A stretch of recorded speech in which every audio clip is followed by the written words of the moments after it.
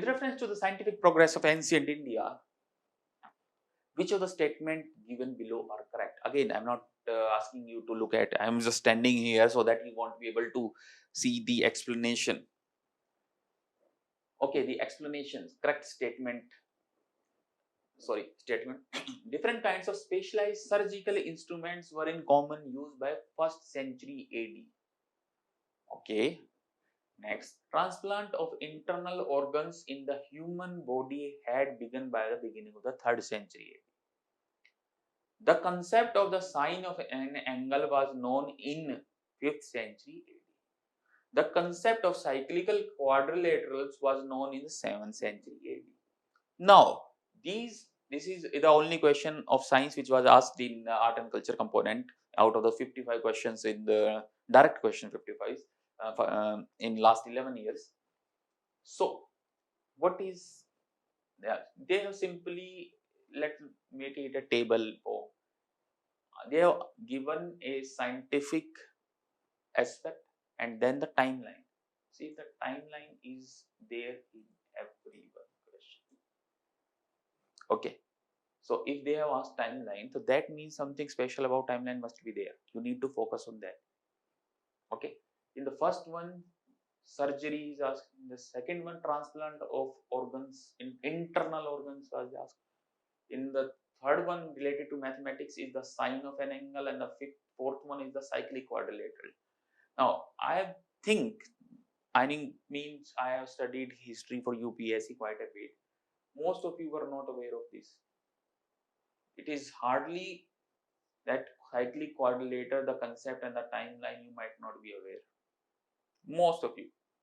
I'm talking about in objective terms, not in subjective terms. If somebody of you might be aware of it, then that is great. But I'm talking about that most UPSC aspirants won't be able to know this as a fact in your preparations. Okay. Now, but the easiest of statement which you might be aware of is this, because you must hard in your preparation. You must learn about Charak and Sushrut, the two ancient medicine men, along with Jivak. Jivak was also there.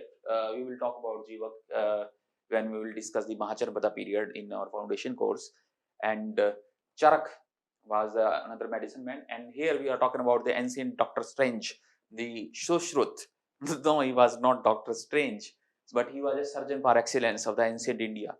And he did surgery. He did, ancient Indians were able to open the skull. Ancient Indians were able to, graft nose. Like here I have mentioned in the explanation as well. But Sushrut's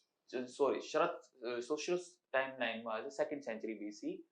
And here we are talking about were in common use by 1st century AD. That means this statement is correct, because if Sushrut has already used it in 2nd century BC, that means by this statement is correct. Okay. The Sushrut Samhita mention about the surgery and surgical instrument and the grafted skin transplantation of the nose reconstruction. Even back then was Sushrut. So Sushrut was a surgeon par excellence of the ancient world, you can say so. And this question, the transplant of internal organs, was also related to the Sushrut. But here we are talking about the internal organs. Like if there is internal surgery of organs by the beginning of the 3rd century.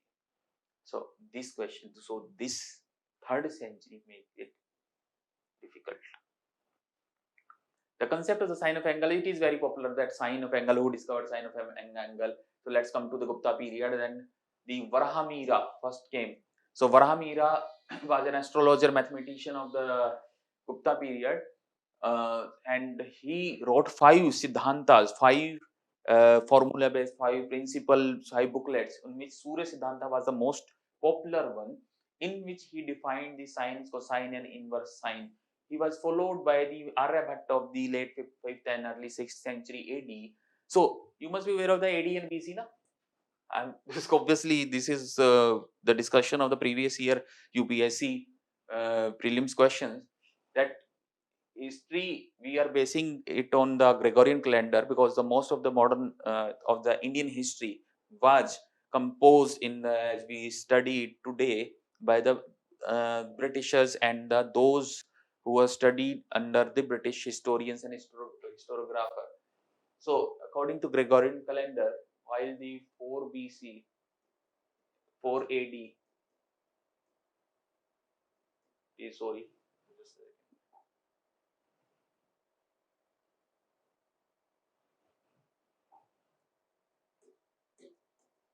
in 4 AD, Jesus Christ was born, but actually it is considered here 4 years before that, the separation between the before Christ era, BCE or just BC or BCE, and AD, which is the Latin short of the Latin term Anno Domini.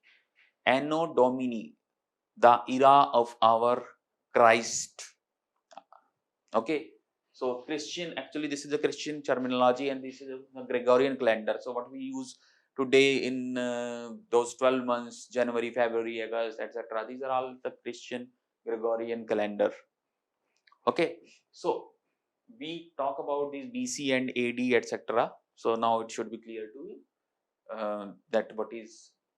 So actually the human civilization, this time period, that 2 century BC is actually first BC, 2 BC, 3 BC, 4 BC, 5 BC.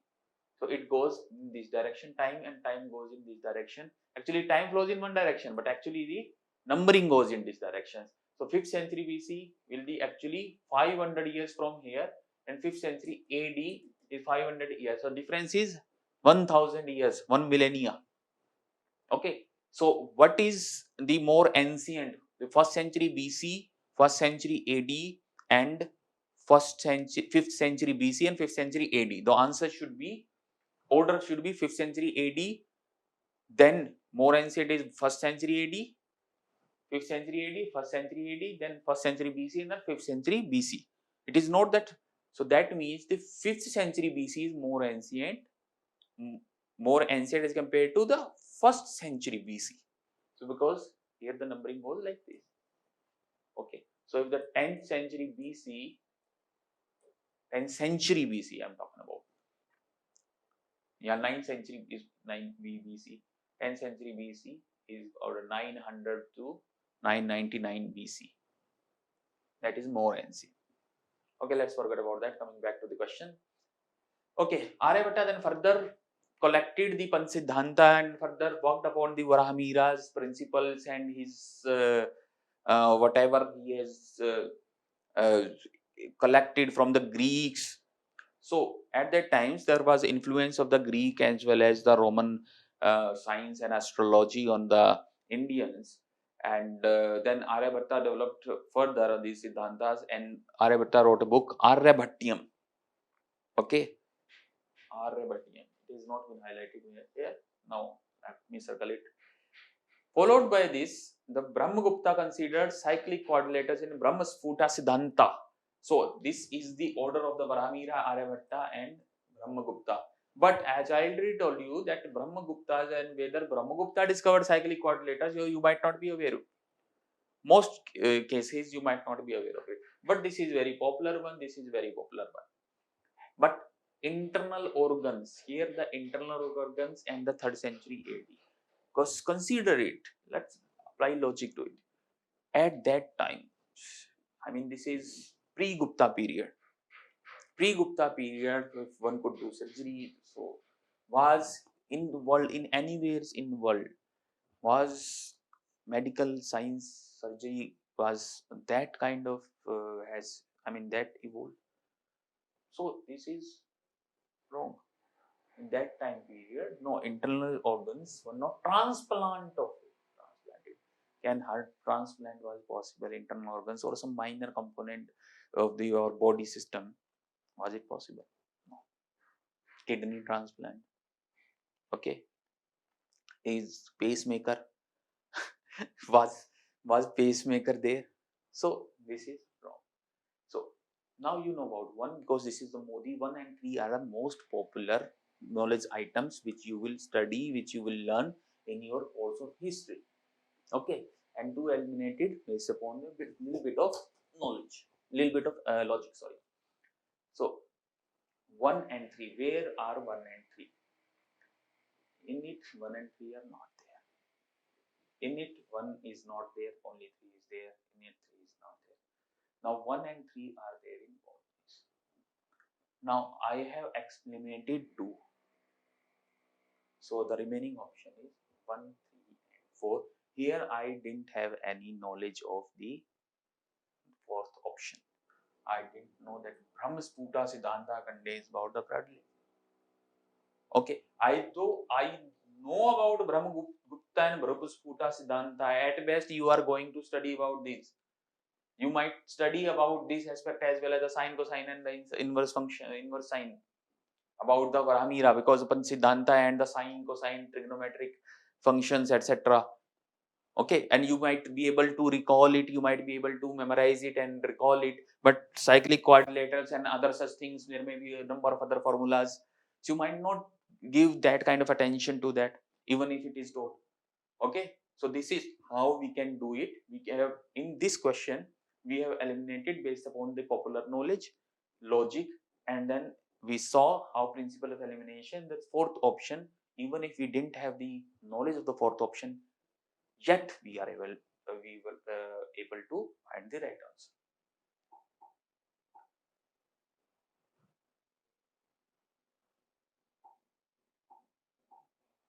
Next.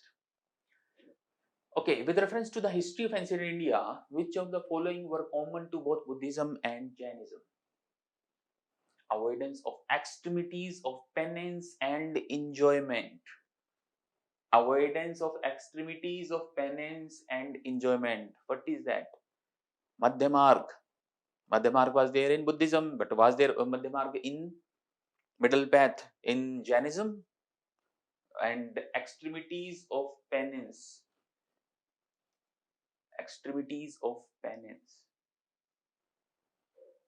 So Jainism, extremities of penance.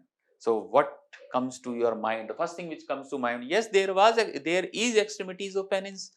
So they go to the extreme rigidity, extreme extremities. Okay, so avoidance. So this middle path was only followed by Buddhism. The first point is very easy.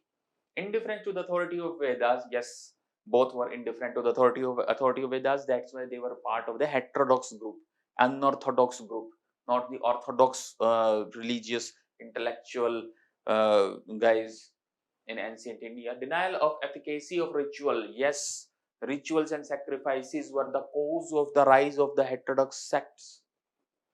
Okay, so this is a very easy question, and as you can see, just a second.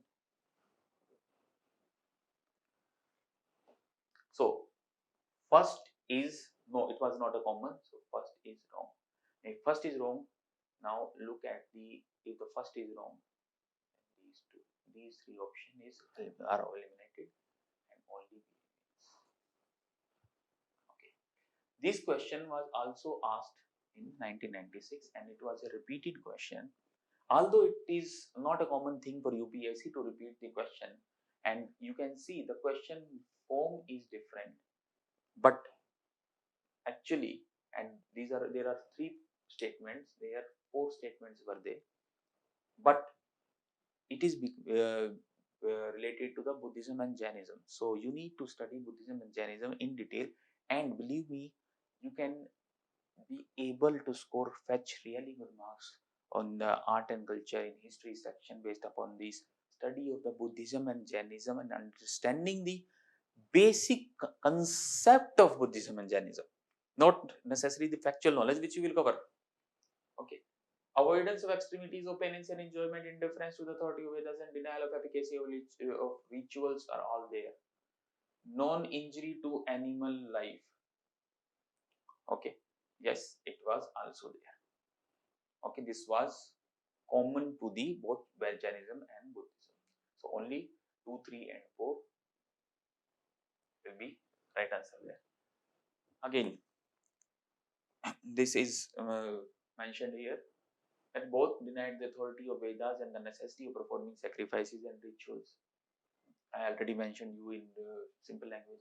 Both of them were opposed to the animal sacrifices because they considered that the animal wealth is wasted away by these increasingly complex uh, Vedic sacrifices and the rituals by which the Vedic priesthood is earning the wealth and status in society, but at the same time, it is bad for the agricultural class, for the commoners.